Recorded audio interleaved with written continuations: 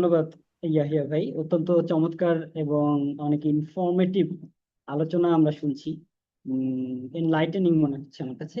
আমি থ্যাঙ্কস জানাচ্ছি কিনোট স্পিকারকে। আমি কোনো ভূমিকা না দিয়েই আমার সাবজেক্ট এরিয়াতে চলে যাই, স্পেসিফিক 3-4টা পয়েন্টে কথা বলে I think I should carry forward the discussion to the next person. আমি যেটা মনে করি যে কিনোট স্পিকারের স্পিচে বেসিক যে ডিটেইল এসেছে, সেখানে দুইটা দৃষ্টিকোণ একটু আম, আমার মনে হয় আরো বেশি অ্যাড করার আছে। বাকি জায়গাগুলোর সাথে আমি অ্যাবসলিউটলি একমত। একটা হচ্ছে ইন্ডিয়ার গত 10-15 বছরে বা গত এক যুগে বিজেপির শাসন আমলে যে স্ক্যালেটেড হয়েছে মুসলিম নির্যাতন বা নিপীড়ন, সেটা যেমন সত্য, সেই সঙ্গে আরেকটা জিনিস আলোচনায় আনা জরুরি। সেটা হচ্ছে যে ইন্ডিয়ার যদি নিরাপত্তা বিশ্লেষকদের দিকে তাকাই, যারা ইন্ডিয়ান নিরাপত্তা বিশ্লেষণে করে থাকেন বা যারা ইন্ডিয়ার সিকিউরিটি অ্যাপারেটাস নিয়ে কথাবার্তা বলেন, তাদের মধ্যে একটা ফান্ডামেন্টাল মাইন্ডসেট আছে। সেটা হচ্ছে তারা মুসলিম আইডেন্টিটি ইন দ্য নেবারহুড, এটাকে তাদের ন্যাশনাল সিকিউরিটি থ্রেট হিসেবে দেখে।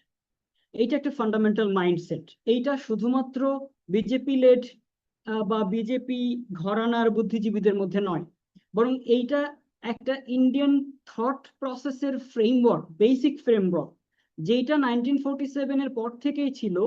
টু কাউন্টার পাকিস্তান আর to counter the neighbourhood, they have always thought যে হচ্ছে Muslim identity in the neighbourhood is always a national security threat. এবং এইটা তাদের ইন্টারনাল ন্যারেটিভকে স্ট্রংলি আরো বেশি হিন্দুত্বয়াইজ করতে মোটিভেটেড করেছে। এবং সেটা আলটিমেটলি, যদিও তারা নেবারহুডে অন্য প্রতিবেশী দেশগুলোর উপরে কখনো আধিপত্য বিস্তার করতে পারলেও কখনো কখনো পাল্টা প্রতিক্রিয়ার শিকার হয়েছে, যেহেতু প্রত্যেকেই ইন্ডিপেন্ডেন্ট স্বাধীন রাষ্ট্র, কিন্তু অভ্যন্তরে ইন্ডিয়ার ভেতরে দেশপ্রেমিক মুসলিম নাগরিকরা পর্যন্ত সেটার ultimate the the basic sufferer হিসেবে আবির্ভূত হয়েছে এই ইন্ডিয়ান মাইন্ডসেটের। এইটা আমার কাছে মনে হয় একটা অত্যন্ত গুরুত্বপূর্ণ point to analyse the why India has turned into this level of violence against the Muslims in the Indian territories. এখানে আরেকটা জিনিস আলোচনায় আনা খুব জরুরি। সেটা হচ্ছে অখণ্ড ভারতের যে আইডিয়া বিজেপি এবং তার আইডিওলগরা প্রচার করে আসছে, সেটার সঙ্গে একটা আমরা প্রায় মনে করি যে তাহলে কংগ্রেস বোধহয় এখান থেকে মানে যথেষ্ট ভালো বা যথেষ্ট অ্যাডভান্স, যথেষ্ট অগ্রসর।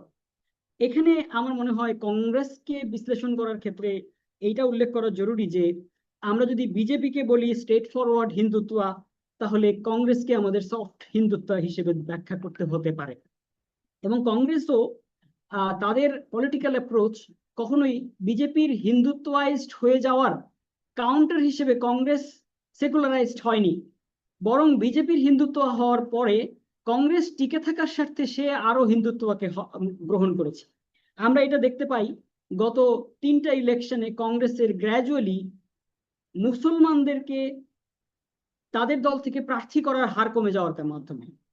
এটা একটা সিগনিফিকেন্ট ম্যাটার যে সকল দল মুসলিমদেরকে প্রার্থী করতে ভয় পায়, কারণ প্রত্যেকটা দল যখন ইলেকশনে কোনো ব্যক্তিকে প্রার্থী করে তখন তার জন্য উইনেবিলিটি এবং হচ্ছে প্রতিপক্ষ তাদেরকে যে মাইনরিটি অ্যাপিজমেন্টের ব্লেম করবে সেটা থেকে বাঁচতে গিয়ে তারা মুসলমানদেরকে তাদের দলের প্রতিনিধিত্ব থেকেও বঞ্চিত করেছে।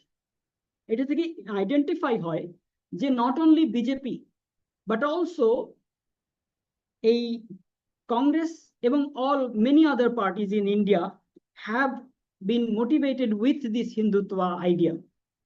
এটার আরেকটা বড় ইমপ্লিকেশন আছে, যেটাকে আমি বলতে পারি যে একটা ডোমিনো ইফেক্ট আছে ইন দ্য নেবারহুড। সেটাতে যাওয়ার আগে আমি আরেকটা কনটেক্সট বলি, যেটা দু একজনের বক্তব্যে এসেছে।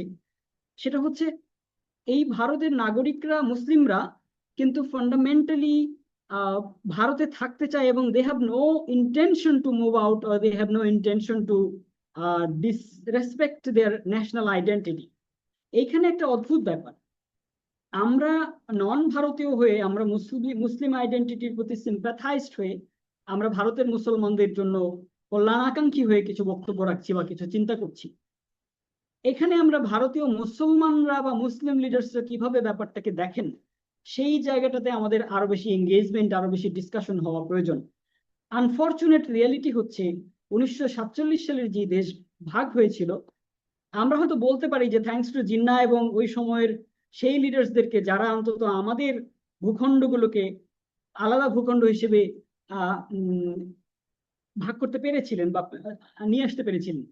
কিন্তু এই ভারতের মুসলিমদের মধ্যে যেই দৃষ্টিভঙ্গিগত ভিন্নতা, আলটিমেটলি যেই মুসলিম লিডার্সরা স্বপ্ন দেখেছিলেন যে একটা ইনক্লুসিভ ভারতের, একটা একটা অসাম্প্রদায়িক সার্বজনীন ভারতের যে স্বপ্ন দেখেছিলেন, সেই স্বপ্নটা ব্যর্থ হয়েছে। এবং আমরা আজকের রিয়েলাইজেশন থেকে বলতে পারি যে মেবি জিন্নাহ ওয়াজ রাইট এবং Abul Kalam Azad and his fellow men they were not right in that context. এই ধরনের অ্যানালজি হয়তো আমরা ডেভেলপ করতে পারি আজকে।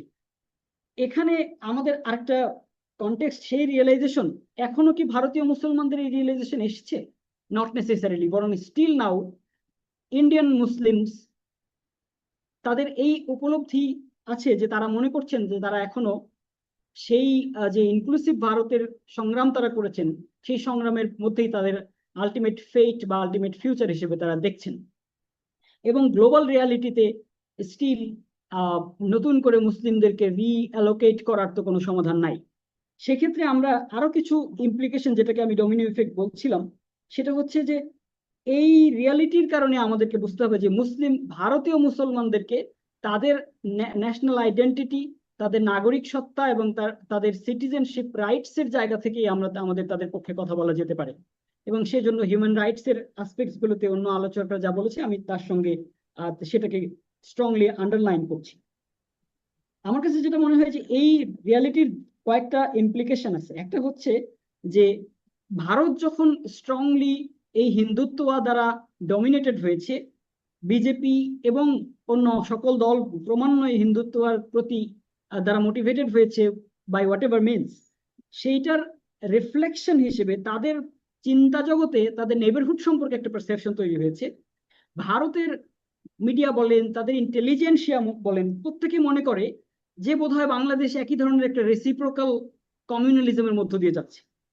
তারা সবসময় কল্পনা করেন যে পাকিস্তান বোধহয় একই ধরনের একটা রেসিপ্রোকাল কমিউনাল আচরণের মধ্য দিয়ে যাচ্ছে।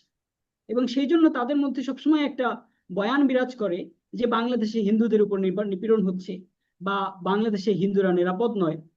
এবং এইটাকে তারা তাদের ন্যারেটিভ দিয়ে, তাদের মিস ইনফরমেশন মেশিন এবং প্রোপাগান্ডা মেশিন দিয়ে এটাকে একটা বয়ান দাঁড় করাতে পেরেছে, আমরা যেটা পারিনি।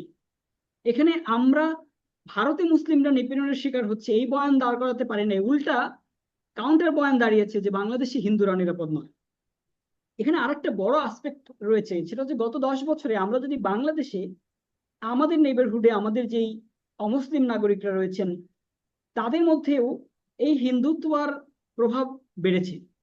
সোশ্যাল মিডিয়াতে আপনি আমাদের হিন্দু অমুসলিম গ্রুপগুলোতে যেই আলাপ আলোচনা হয় তাদের মধ্যেও প্রচন্ড রকমের প্রতিহিংসা, প্রচন্ড রকমের সাম্প্রদায়িক ঘৃণা, জিঘাংসা বাড়ছে। এইটা আমাদের বাংলাদেশেরও একটা সিকিউরিটি কনসার্ন এবং বাংলাদেশের মধ্যেও একটা সাম্প্রদায়িক স্ট্যাবিলিটির ক্ষেত্রে একটা বড় ঝুঁকি তৈরি করছে।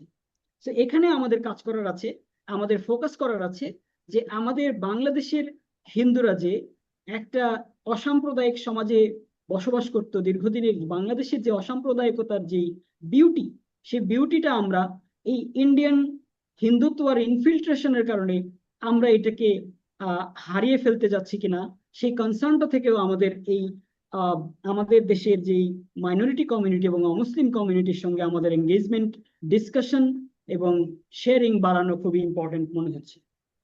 আরেকটা জায়গা আমি এখানে অ্যাড করতে চাই, সেটা হচ্ছে যে এই হিন্দুদের মধ্যে এবং এই যে নেবারহুডের মানে অ্যাক্রস দ্য বর্ডার এই যে কনফ্লিক্টিং ন্যারেটিভ, এই কনফ্লিক্টিভ ন্যারেটিভের রিফ্লেকশন হিসেবেও বাংলাদেশেও কিছু বিভ্রান্ত পথভ্রষ্ট মুসলিম গ্রুপের মধ্যে মাজারে হামলা, হিন্দু কমিউনিটিতে হামলা, হিন্দুদের জমি দখল, রাজনৈতিক নানান প্রবণতাও রয়েছে এবং সেগুলোকে কিন্তু ন্যারেটিভাইজ করে এটাকে এই কমিউনাল লাইনে ব্যবহার করার একটা সুযোগ পাচ্ছে। সো এখানে আমরা আরো একটা আসপেক্ট এখানে আলোচনায় আনা খুবই জরুরি। আমরা যখন একটা ডিটেইল এবং কনক্লুসিভ আলোচনায় যদি যেতে চাই, সেটা হচ্ছে 47-এ যারা আমাদের দৃষ্টিতে রাইট ডিসিশন নিয়েছিল, যারা হিজরত করেছিল, আমরা কি তাদেরকে আমাদের ভূখণ্ডে নাগরিক হিসেবে ইকুয়াল রেসপেক্ট দিতে পেরেছি? সেখানেও আমাদের কিছু অসম্পূর্ণ অমীমাংসিত ব্যাপার রয়ে গেছে, যেগুলোকে মীমাংসা করতে পারলেই বরং হিন্দুত্বের বিপরীতে মুসলিম মেজরিটি স্টেট যে একটা রেসিপ্রোকাল কমিউনালিজম না, সেটা প্রতিষ্ঠা করা সম্ভব হবে। আমি লাস্ট যে পয়েন্টটা বলতে চাই সেটা হচ্ছে যে এই জন্য আমাদের মাইনরিটি প্রোটেকশনের ক্ষেত্রে অনেক বেশি মাইন্ডফুল এবং থটফুল হওয়া খুব জরুরি। আর বাকি আলোচকদের সঙ্গে একটা বিষয়, সেটা হচ্ছে মিস ইনফরমেশনের বিপরীতে, সেটা মিডিয়া তৈরির মাধ্যমে হোক বা ন্যারেটিভ কাউন্টার ন্যারেটিভের মাধ্যমে হোক, মিস ইনফরমেশনের বিপরীতে আমাদের যেই রাইট ইনফরমেশনের ডেসিমিনেশন খুবই জরুরি। এখানে আমি আমার ব্যক্তিগত অভিজ্ঞতা থেকে আরেকটা অ্যানেকডোট উল্লেখ করতে চাই।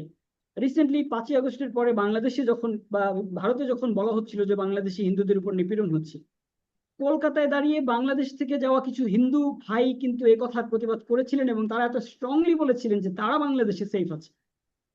ওই মানুষগুলোর কথা বলার পরিবেশ আরো বাড়ানো প্রয়োজন। আমি ব্যক্তিগতভাবে লক্ষ্য করেছি, যেই হিন্দু নাগরিকটা বাংলাদেশে দাঁড়িয়ে বলেন যে বাংলাদেশে হিন্দুরা নিরাপদ আছেন, তারা তাদের নিজেদের কমিউনিটিতে বুলিড হন, অথচ আমরা তাদেরকে সত্য কথা বলার জন্য কনজিনিয়াল পরিবেশ দিতে পারছি না। কারণ আমরা আসলে আমাদের হিন্দু কমিউনিটির কাছে সেইভাবে এঙ্গেজড না, সেইভাবে ডিসকাশন ডায়ালগে তাদেরকে ইনভলভ করতে পারি নাই। লাস্ট যে পয়েন্টটা আমি বলবো সেটা হচ্ছে যে এখানে একটা আলোচনা ডক্টর মোকাররম ভাইয়া এনেছেন, আমি সেটার সঙ্গে সামান্য একটু যোগ করতে চাই। সেটা হচ্ছে বাংলাদেশ হচ্ছে পৃথিবীতে একমাত্র মুসলিম মেজরিটি রাষ্ট্র যেটার কোনো মুসলিম নেবারহুড নাই। বাংলাদেশের নেবারহুডে কোনো মুসলিম কান্ট্রি নেই।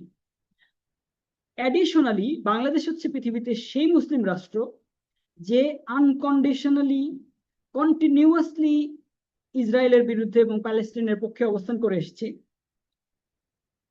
হাউএভার বাংলাদেশের নেবারহুড ইসরায়েলের সবচেয়ে বিশ্বস্ত বন্ধু।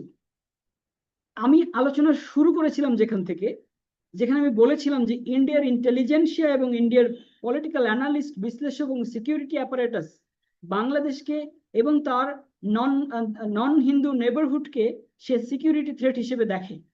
সেইটার আলটিমেট কনক্লুশন হচ্ছে যে ইসরায়েল প্যালেস্টাইনের যেই মধ্যপ্রাচ্যের রাজনীতি, সেই রাজনীতির একটা শ্যাডো রাজনীতি বাংলাদেশ এবং ইন্ডিয়ার বর্ডারকে কেন্দ্র করে ঘটছে। সো এই জিওপলিটিক্যাল রিয়েলিটিতে দাঁড়িয়ে আমাদেরকে ইন্ডিয়ান মুসলমানদের ব্যাপারে কথা বলতে হবে। আমার মনে হয় আমি যে কনটেক্সটে সেট করেছি সেই কনটেক্সটের সঙ্গে আজকের জনাব জিয়াউল হকের যেই কি নোট, এই কি নোটটার একটা একটা কমপ্লিমেন্টারি হবে, আর একটু ডিটেইল হবে বলে আমি মনে করি। সো আমাকে সুযোগ দেওয়ার জন্য অনেক অনেক ধন্যবাদ। আপনারা সবাই ভালো থাকবেন এবং সবার আলোচনা শুনবো ইনশাআল্লাহ। Thank you. আসসালামু আলাইকুম।